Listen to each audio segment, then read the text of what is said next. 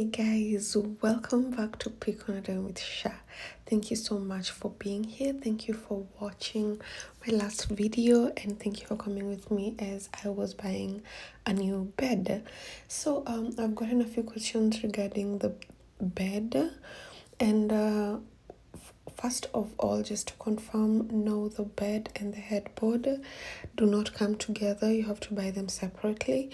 So like the bed is priced separately and the headboard is priced separately as well. Now you understand why I was saying it was so expensive, but it was worth it. And finally we are going to assemble it.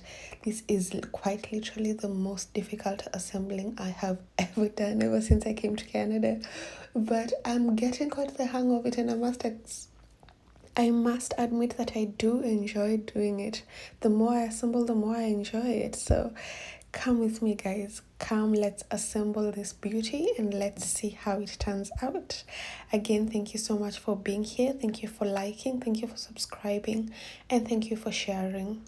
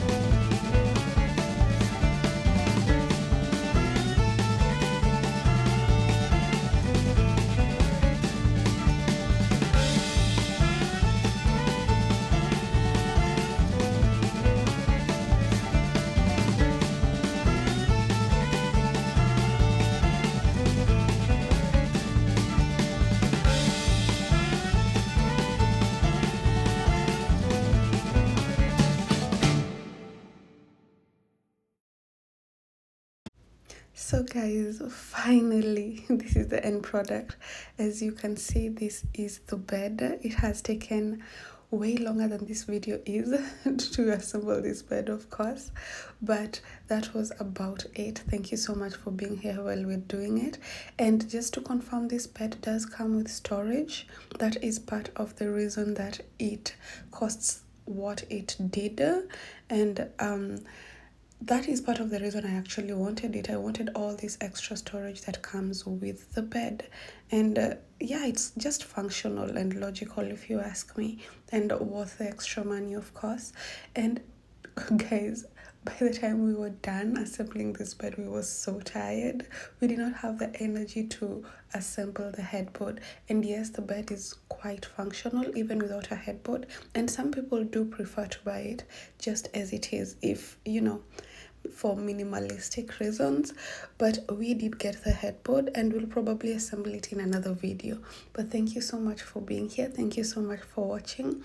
Thank you so much for liking and for sharing. Mwah.